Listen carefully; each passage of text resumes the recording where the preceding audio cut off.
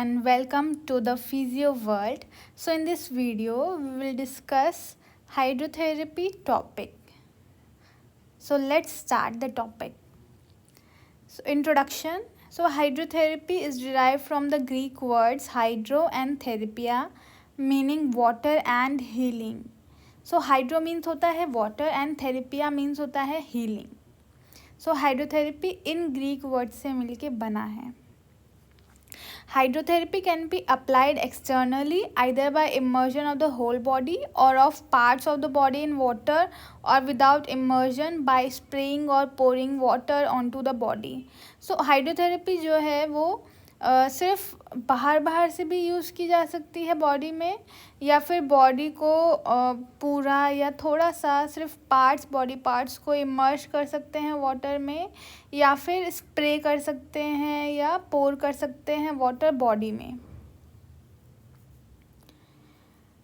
सो externally जैसे ice packs लगाते हैं उस टाइप से, और इमर्जन में होल बॉडी या फिर parts of body, and without immersion includes spraying and pouring water. So bathing in water has been considered healing since the beginning of recorded time and across many cultures. So bathing जब water में बात करते हैं तो इसको healing माना जाता है स्टार्टिंग से ही बहुत सारे कल्चर्स में.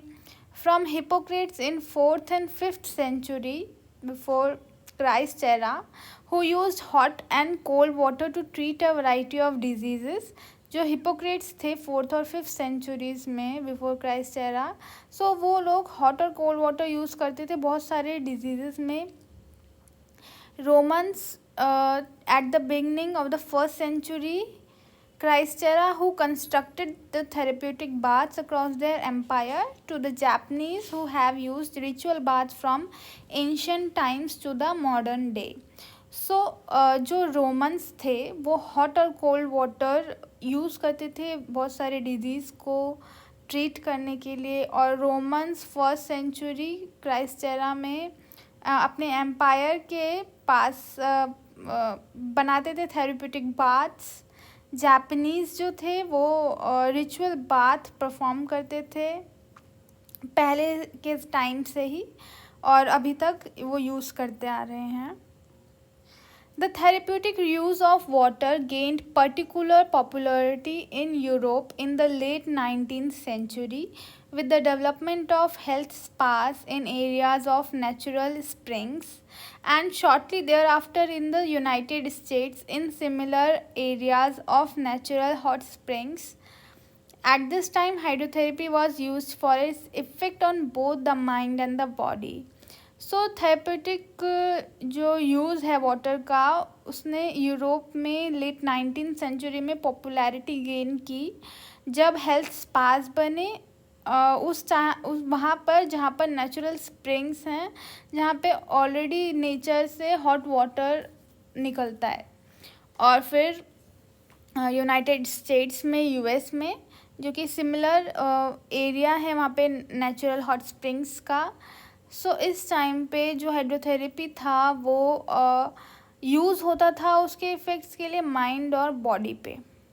The transition of hydrotherapy from a preventive and recreational role to a curative और rehabilitative role for diseases and their sequelae took place during the polio epidemic of the 1940s and 1950s. जो hydrotherapy का transition आया preventive और recreational role से curative और rehabilitation role की तरफ disease के लिए, ये पोलियो एपिडेमिक के दौरान आया 1940s और 1950s में, when sister Kenny included activities in water as a component of a treatment of patients recovering from polio. जब सिस्टर केनी ने वाटर में एक्टिविटीज़ परफॉर्म की as a component treatment of patients recovering from polio से जूझते हुए जो patients थे उनके ट्रीटमेंट के लिए वाटर यूज़ किया गया. She found that the unique properties of the water including buoyancy, resistance and support allowed these weakened patients to perform a wide range of therapeutic activities with greater ease and safety than was possible on dry land. उन्होंने देखा कि properties की अलग अलग water की different properties की वजह से, जैसे बायोंसी, रेजिस्टेंस और सपोर्ट की वजह से जो वीक पेशेंट हैं वो रेंज अच्छे से मेंटेन परफॉर्म कर पा रहे हैं वाटर में, और एक्टिविटीज़ को अच्छे से कर पा रहे हैं और सेफ्टी के साथ परफॉर्म कर रहे हैं वाटर में as compare to dry land. Although hydrotherapy has been shown to have wide-ranging therapeutic effects and benefits, its use today continues to be limited and in most clinical settings largely a result of the expenses associated with establishing and maintain a safe hydrotherapy environment. So जो hydrotherapy है वो बहुत ज़्यादा therapeutic effects provide करता है, बहुत ज़्यादा benefits होते हैं इसके, और आज के डेट में ये कंटिन्यूस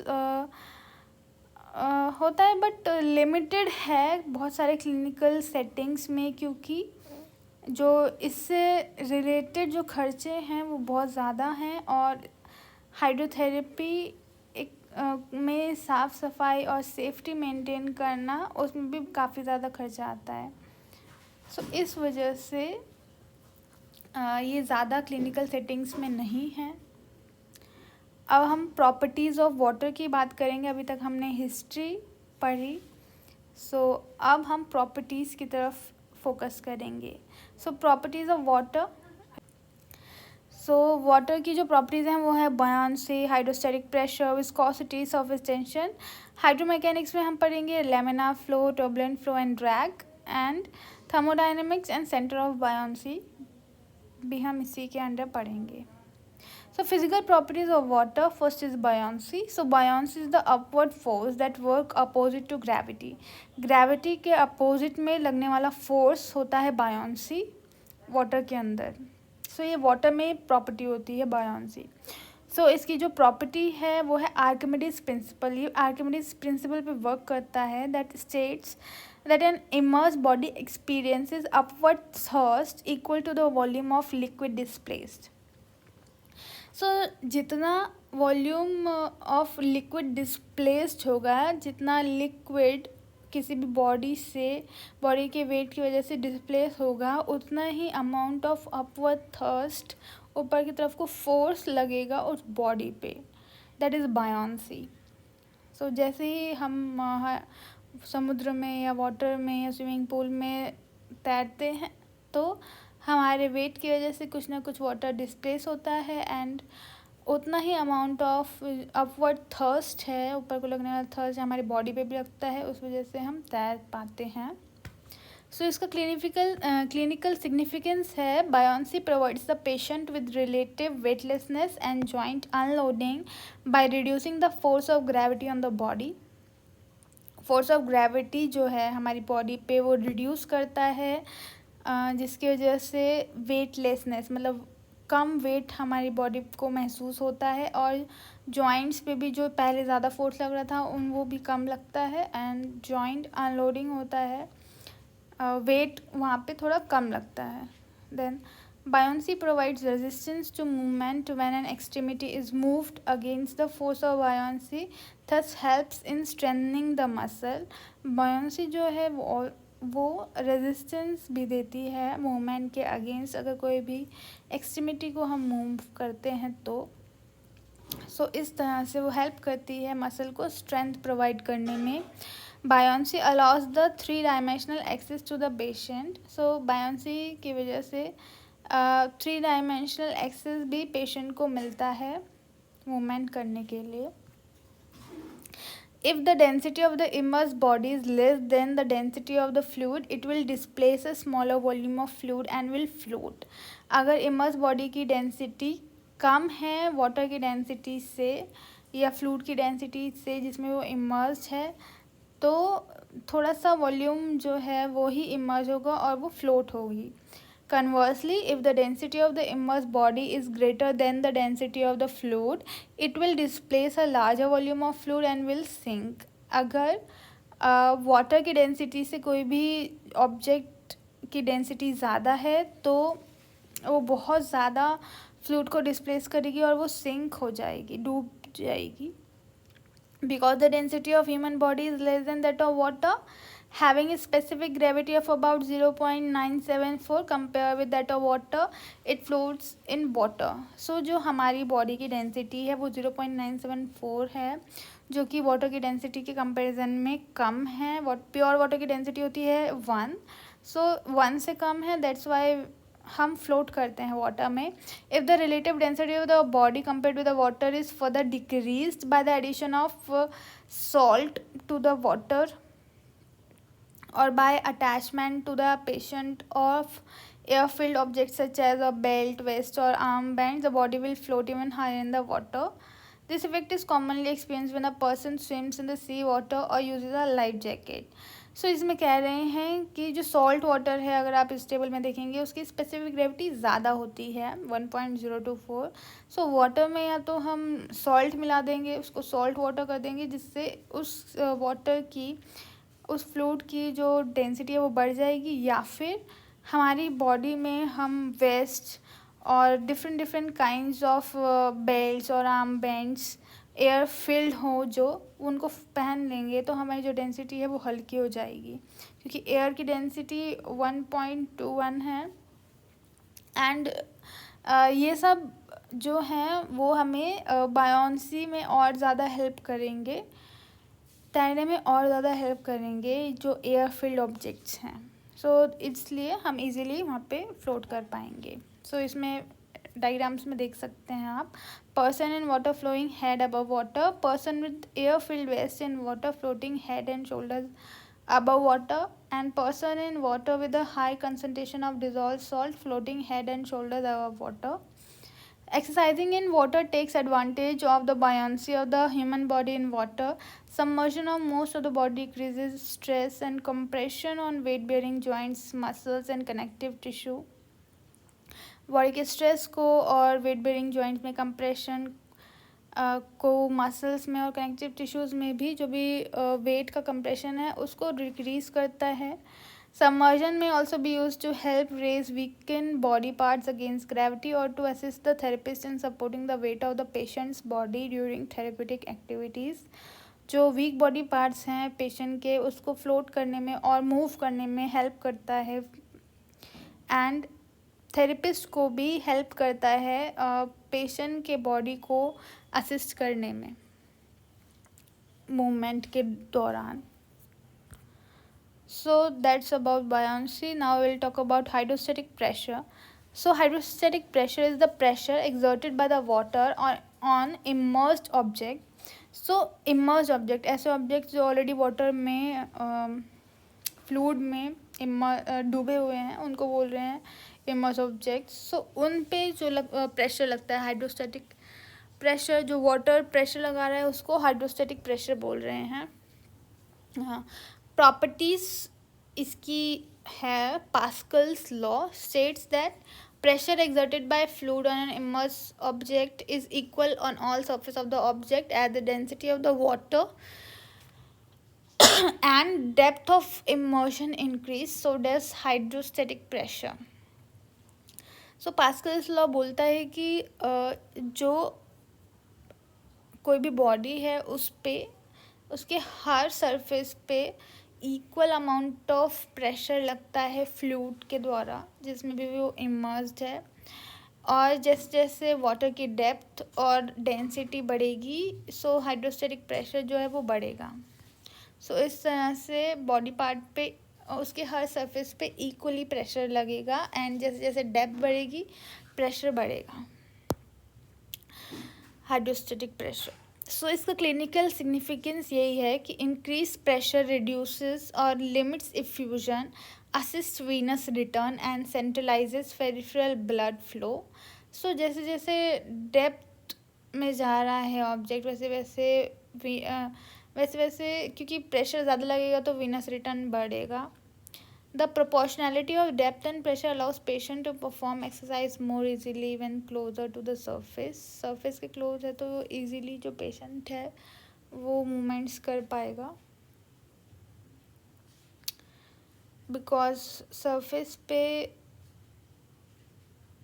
जो प्रेशर लग रहा है बॉडी पे वो कम है as compare to depth, because hydrostatic pressure increases as the depth of immersion increases. The amount of pressure exerted on the distal extremities of an upright immersed patient is greater than the extended on the more proximal or cranial parts of the body. The greatest effects will occur with vertical positioning, in which the feet are immersed deep in water. So next property is viscosity. Viscosity is friction occurring between molecules of liquid resulting in resistance to flow.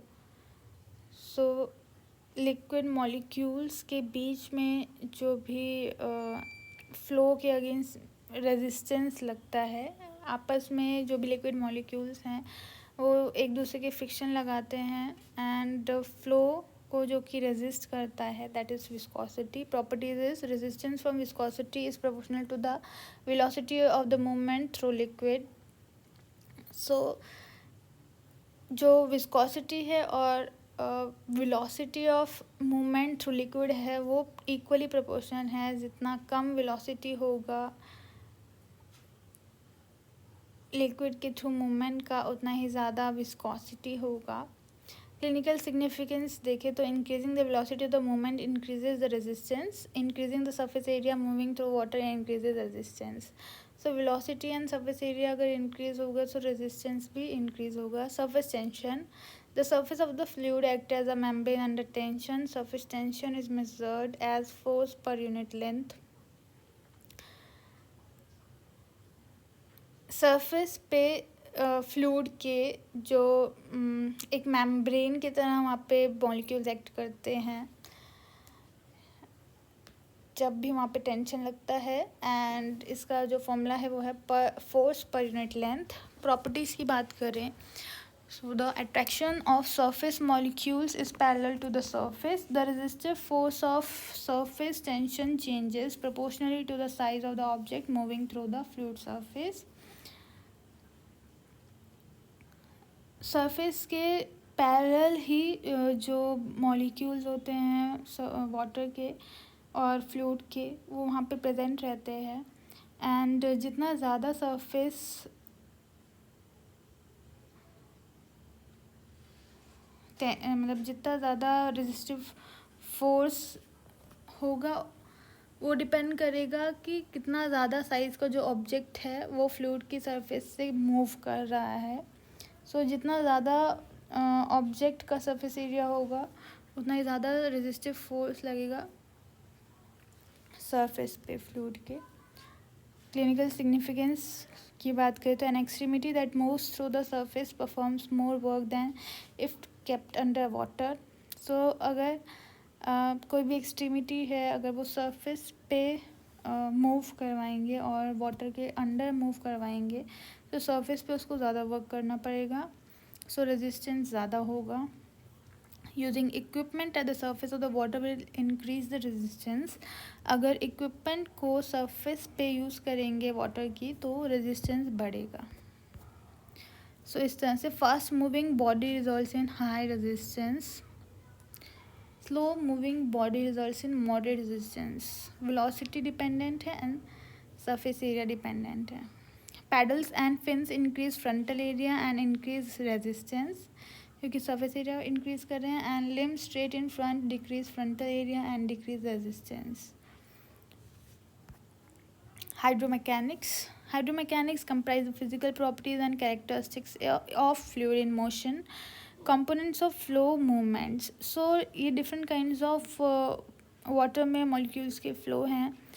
So laminar flow में movement in which all molecules move parallel to each other. जितने भी water molecules होंगे वो parallel move करेंगे. Turbulent flow में water के molecule जो हैं वो पैरेलल मूव नहीं करेंगे और स्लो मूवमेंट हमें मिलेगी. ड्रैग में ये दोनों का इफेक्ट होता है turbulence and fluid viscosity acting on an object in motion. So कोई भी ऑब्जेक्ट जो कि जिस पे जो मॉलिक्यूल्स हैं वो फ्रिक्शन बहुत ज़्यादा क्रिएट कर रहे हैं एंड जो मॉलिक्यूल्स, वाटर मॉलिक्यूल्स हैं, उनका जो मूवमेंट है वो पैरेलल नहीं है, सो उसको बोल रहे हैं ड्रैग। ड्रैग में टर्बुलेंस और फ्लूइड विस्कोसिटी दोनों ही इंक्लूडेड होते हैं, दोनों ही एक्ट करते हैं उस ऑब्जेक्ट में जो कि फ्लूइड में मोशन में होता है। सो इसका क्लिनिकल सिग्निफिकेंस यही है कि moving water past the patient require the patient to work harder to maintain his or her position in pool. So resistance दे रहा है। Then application of equipments increases drag and resistance as the patient moves the extremity through water. So जैसे जैसे patient अपनी extremity water में move करेगा उतना ज़्यादा ड्रैग होगा और रेजिस्टेंस प्रोवाइड होगा। Thermodynamics, specific heat.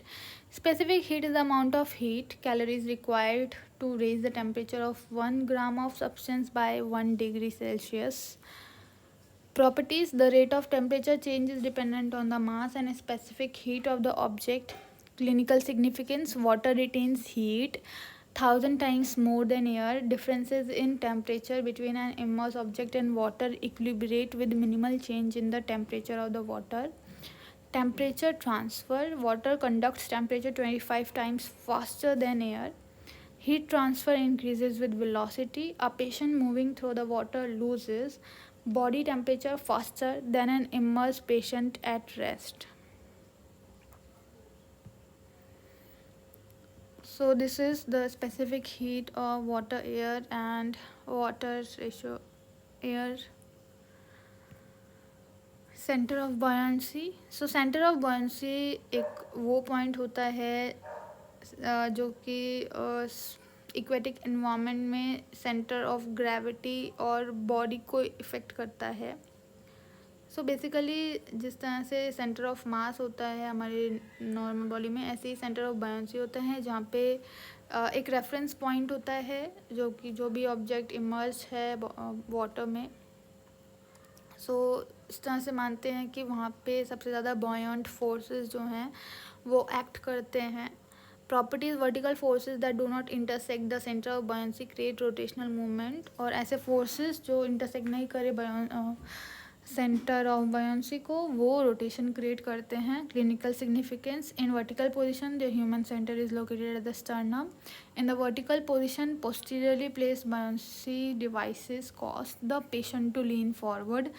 Anterior buoyancy causes the patient to lean back. During unilateral manual resistance exercise, the patient revolves around the practitioner in a circular motion. So इस video में हमने history देखी, properties देखा hydrotherapy का, and next video में we will discuss about more things about hydrotherapy.